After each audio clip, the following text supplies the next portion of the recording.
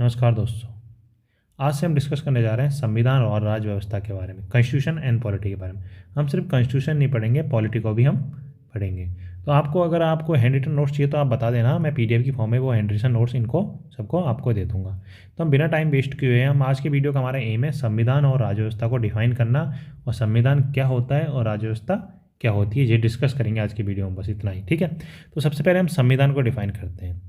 तो एक्चुअली आपने देखा होगा कि मान लो आपको आपका घर ही चलाना है, ठीक है, या आपको कोई भी ऑर्गेनाइजेशन चलानी है, या आपको कोई स्कूल चलाना है या कोचिंग चलानी है, कुछ भी चलाना है, तो आपको कुछ नियम कायदे कानून चाहिए उसको इंस्टीट्यूशन को चलाने के लिए। तो सिंपली संविधान को हम उसी हिसाब से डिफाइन करते हैं। संविधान ना उन प्रावधानों का समूह है। संविधान क्या है? उन प्रावधानों का समूह है जिसके आधार पर किसी देश का शासन चलाया जाता है, ठीक है। संविधान क्या है? उन प्रावधानों का संग्रह है जिसके आधार पर किसी देश का शासन चलाया जाता है। कहने का मतलब उन रूल्स रेगुलेशन का कॉम्बिनेशन है जिसके आधार पर किसी देश को रूल किया जाता है, ठीक है। अब हम सबसे पहले देखते हैं प्रावधान क्या हो सकते हैं। प्रावधान क्या है? कुछ रूल्स एंड रेगुलेशन, नियम कायदे कानून है, वो प्रावधान है, ठीक है। अब रूल क्या है, शासन क्या है एक्चुअली? तो शासन को डिफाइन करते हैं हम सार्वजनिक जीवन के संचालन से। शासन क्या है?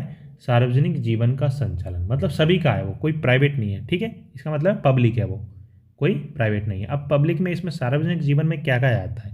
जैसे उस देश की राजनीति हुई कि भाई वहाँ का पीएम कौन बनेगा, वहाँ के पीएम की क्वालिफिकेशन क्या होंगी, ये राजनीति के अंदर आ गया। प्रेसिडेंट कौन बनेगा, क्या क्वालिफिकेशन होंगी पीएम प्रेसिडेंट की, ठीक है। वहाँ का प्रशासन के बारे में कि भाई यहाँ का आईएएस कौन बनेगा, यहाँ पे एसबीआई बैंक अगर चल रहा है तो इस एसबीआई बैंक में मैनेजर है, उसकी क्या क्वालिफिकेशन होगी, किस बेसिस पे बनेगा, ये प्रशासन के अंडर में आ गया, ठीक है। और कानून है, ठीक है, कानून कैसे बनेंगे, कानून को कौन बनाएगा, ये सब कानून के अंडर आ गया, ठीक है। अर्थव्यवस्था है कि भाई वहाँ की इकोनॉमिक पॉलिसीज क्या होंगी, ठीक है, एजुकेशन के बारे में। ऐसे ही सार्वजनिक जीवन के संचालन में ये सब चीज़ें आ जाती है। तो अभी हम संविधान को डिफाइन करें तो अभी भाषा में बोल सकते हैं, सिंपल भाषा में, संविधान उन प्रावधानों का संग्रह है जिसके आधार पर किसी देश का शासन चलाया जाता है, ठीक है। अब आगे चलते हैं इस वीडियो में। तो जो नेक्स्ट स्लाइड है उसमें हम देखेंगे और डिफाइन करते हैं कॉन्स्टिट्यूशन को, ठीक है। तो संविधान जो है ना वो देश की सर्वोच्च विधि है। संविधान जो है देश की सर्वोच्च विधि है, supreme law of land, supreme law of land, ठीक है। इसका कहने का मतलब क्या है इस पॉइंट का? संविधान से ऊपर आपके देश में कोई भी कानून नहीं बना सकती संसद, ठीक है। अगर संसद कोई ऐसा कानून बनाती है जो संविधान के खिलाफ है तो सुप्रीम कोर्ट एक्चुअली उसको नलीफाइड कर देगा एक्चुअली, ठीक है। ये जो सुप्रीम कोर्ट को पावर कैसे मिली, संविधान बनाने की पावर संसद को ही कैसे मिली, ये सब अब आगे हम डिस्कशन में और देखेंगे आगे इसकी वीडियोज़ में, बहुत बड़ी लेक्चर सीरीज होगी है, ठीक है। तो संविधान देश की सर्वोच्च विधि, आपका हिंदू मैरिज एक्ट हो, चाहे मुस्लिम मैरिज एक्ट हो, चाहे कोई सा भी कानून है आपका, वो संविधान से नीचे है। इस लाइन का मतलब ये है संविधान देश की सर्वोच्च विधि है, ठीक है। दूसरी लाइन बहुत ज़्यादा इंपॉर्टेंट है, संविधान जो है ना शक्ति का मानचित्र है। क्या है संविधान? शक्ति का मानचित्र है। Constitution is power map. अब इसको ना कई बार पूछा जा चुका है पहले कि 200 शब्दों में इसको एक्सप्लेन करो, ठीक है। तो भाई क्यों है संविधान शक्ति का मानचित्र, ऐसा क्यों कहते हैं हम? जैसे आप देख सकते हो कि भाई इंडिया है और पाकिस्तान है, ठीक है। जो उसमें मैप क्या कहता है, मैप क्या करता है, दोनों देशों की सीमा के बारे में हमको बताता है कि भाई इधर इंडिया है, इधर पाकिस्तान है, ठीक है। इतना सा काम आपका बस ये समझना। तो क्योंकि जो मैप है वो डिमार्केशन करता है दो देशों की सीमाओं के बीच में, ऐसे ही संविधान भी क्या करता है, शक्ति का सीमांकन करता है। क्या करता है? शक्ति का सीमांकन मतलब डिमार्केशन, ठीक है। किसके बीच में शक्ति का सीमांकन करता है ये देखते हैं सबसे पहले। तो सरकार के जो अंग है और संस्थाएं ना सरकार की, उनके शक्ति का सीमांकन करता है, ठीक है। सरकार के अंगों की और सरकार की संस्थाओं की शक्ति का सीमांकन करता है, ठीक है। अब सरकार के अंग क्या क्या हैं ये हम आगे पढ़ेंगे बहुत ज़्यादा डिटेल में, कार्यपालिका, विधायिका, न्यायपालिका, इनको हम आगे डिटेल में पढ़ेंगे। जैसे अब आप कहोगे कि भाई कि सरकार के अंगों के बीच में कैसे शक्ति का सीमांकन करता है, कैसे डिमार्केशन करता है। तो सबसे पहली बात जैसे विधायिका को लेते हैं, विधायिका में क्या आ गया, संसद, ठीक है। संसद को संविधान ने काम दिया है कानून बनाने का, ठीक है। कार्यपालिका में आते हैं मंत्री ऑफिसर, जो कानून संसद बनाती है उनको अप्लाई करने का, उनको फील्ड में अप्लाई करने का काम किनका है, मिनिस्टर्स और ऑफिसर्स का। जो आईएएस आपके डिस्ट्रिक्ट में बैठता है, ठीक है, कलेक्टर बैठता है। और जैसे अब न्यायपालिका, न्यायपालिका जो है ना संविधान को जो एक्सप्लेन करने का काम है कि भाई कोई चीज़ संविधान के अकॉर्डिंग है या नहीं, वो किसका काम है? न्यायपालिका का। ऐसा नहीं है कि न्यायपालिका यहाँ पे आपके कानून बनाने लगेगी। ये है सरकार के अंगों के बीच के शक्ति का सीमांकन। जैसे संस्थाएं होगी, प्रेसिडेंट अपना काम करेगा, आईएएस अपना काम करेगा, एसबीआई मैनेजर अपना काम करेगा। ऐसा नहीं है कि एसबीआई बैंक का मैनेजर जिला को संभालने लग जाएगा, वो काम सिर्फ जिला अधिकारी का। ये भैया देखो, सीधी सी बात है, ये संविधान में सब कुछ चीज़ें बताई गई है। इस वजह से सरकार के अंगों और संस्थाओं की शक्ति का सीमांकन करता है। इस लाइन का मतलब ये है। दूसरी चीज़ मैं आपको बताऊं, जो दूसरी लाइन है, ये लाइन क्लियर हो गई आपकी। दूसरी लाइन जो है वो ये है, केंद्र और राज्य सरकार के बीच ना ये शक्ति का निर्धारण करता है। संविधान में साफ साफ लिखा गया है, 3 सूची दी गई है, संघ सूची, राज्य सूची और समवर्ती सूची। ठीक है, तो संविधान में साफ साफ लिखा गया है कि भाई संघ सूची में कौन कानून बनाएगा। ठीक है, राज्य सूची के ऊपर राज्य कानून बना सकता है, संघ सूची में जो विषय हैं उन पे सेंट्रल गवर्नमेंट कानून बना सकते हैं, समवर्ती सूची में दोनों बना सकते हैं। ठीक है, तो ऐसे ही इनकी जो शक्ति का सीमांकन करता है, सेंटर के पास कुछ पावर्स है, राज्य के पास कुछ पावर्स है। ठीक है, अब तीसरा जो पॉइंट है, ठीक है, मैं आपको एक्सप्लेन कर रहा हूँ क्योंकि क्या एक्सप्लेन कर रहा हूँ कि संविधान शक्ति का सीमांकन कैसे करता है, ये वाली लाइन को एक्सप्लेन कर रहा हूँ। ठीक है, तो तीसरा पॉइंट जो है वो संविधान क्या करता है, जो नागरिकों को कुछ अधिकार दिए जाते हैं, नागरिकों को कुछ संविधान ने कुछ अधिकार दिए हैं, जैसे मौलिक अधिकार दिए हैं, फंडामेंटल राइट्स दिए हैं। ठीक है, उनको भाई शक्ति दे दी, पावर दे दी, लेकिन साथ में ही उन पे ना सीमा भी लगाता है। ऐसा नहीं है कि ये जो फंडामेंटल राइट्स है वो एब्सोल्यूट है। ठीक है, कुछ मामलों में सरकार इनको फंडामेंटल राइट्स को सस्पेंड भी कर सकती है। ठीक है, तो आज के वीडियो में हमने सबसे पहले जो देखा, हमने कॉन्स्टिट्यूशन, संविधान को हमने डिफाइन किया। संविधान को हमने कैसे डिफाइन किया कि संविधान जो है ना कुछ प्रावधानों का संग्रह है जिसके आधार पर किसी देश का शासन चलाया जाता है। संविधान क्या है? सुप्रीम लॉ ऑफ लैंड, देश की सर्वोच्च विधि है और संविधान शक्ति का मानचित्र है। ठीक है, इतना। अब देखते हैं हम राज्य व्यवस्था के बारे में कि भाई राज्य व्यवस्था क्या है।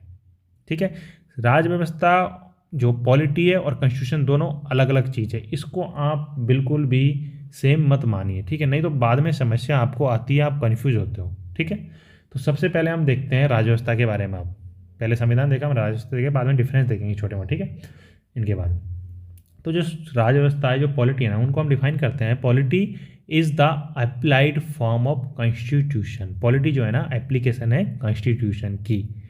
जो कॉन्स्टिट्यूशन है वो है थ्योरेटिकल है और पॉलिटी जो है अप्लाइड फॉर्म ऑफ कॉन्स्टिट्यूशन है। राज्य व्यवस्था संविधान का व्यवहारिक रूप है।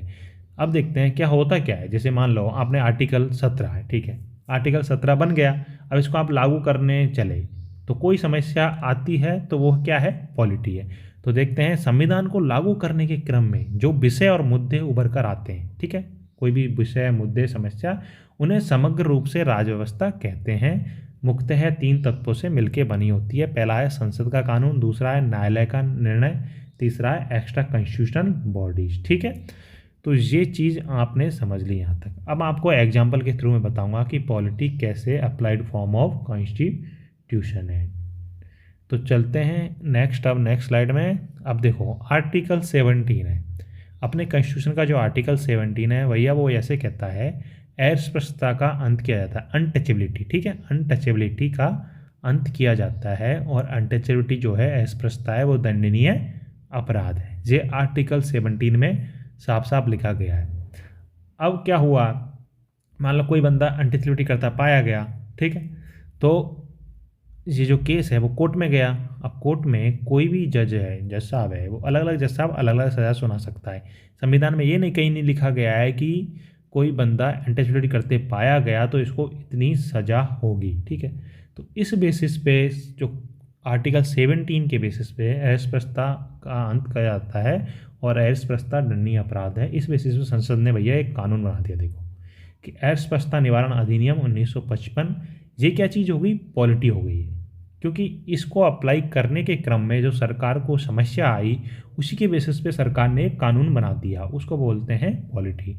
तो ये क्या है? अस्पृश्यता निवारण अधिनियम 1955 में सब कुछ लिखा है कि भाई अस्पृश्यता करेगा, पहली बार करेगा तो इतनी सज़ा, दूसरी बार करेगा इतनी सज़ा। ठीक है, इतना समझ में आ गया आपके। दूसरा एग्जाम्पल बताऊँ, ये क्या है? संसद का कानून। ठीक है, संसद का कानून, संसद का कानून किस में आता है? पॉलिटी के अंडर। ठीक है, अब चलते हैं आर्टिकल 19 के बारे में। एग्जाम्पल है आर्टिकल 19, विचार और अभिव्यक्ति की स्वतंत्रता, freedom of thought and expression. ठीक है, हुआ क्या कि इंडियन एक्सप्रेस ने 1985 में केस किया सुप्रीम कोर्ट में कि भाई जो सुप्रीम कोर्ट में केस किया इंडियन एक्सप्रेस ने, तो सुप्रीम कोर्ट ने कहा कि जो फ्रीडम ऑफ प्रेस है वो एक फंडामेंटल राइट है। अब सुप्रीम कोर्ट ने ऐसा क्यों कहा? सुप्रीम कोर्ट ने ऐसा इसलिए कहा कि जो विचार और अभिव्यक्ति की स्वतंत्रता के बिना ना प्रेस की स्वतंत्रता शामिल नहीं है। ठीक है, अगर प्रेस को चलाना है, प्रेस मतलब समझो न्यूज़पेपर में अगर कोई खबर छपी और गवर्नमेंट ने मान लो उस न्यूज़पेपर को बैन कर दिया, ठीक है, तो गवर्नमेंट का पक्ष है कि भाई गलत न्यूज़ छाप रहा है। लेकिन सुप्रीम कोर्ट ने कहा है कि जो फ्रीडम ऑफ प्रेस है वो freedom of thought and expression के थ्रू एक फंडामेंटल राइट है। भाई अगर प्रेस को फ्रीडम ऑफ थॉट एक्सप्रेशन की आज़ादी है नहीं है तो प्रेस का कोई मतलब ही नहीं है। कहने का मतलब सुप्रीम कोर्ट का ये है। दूसरा केस 2020 में है, गुलाम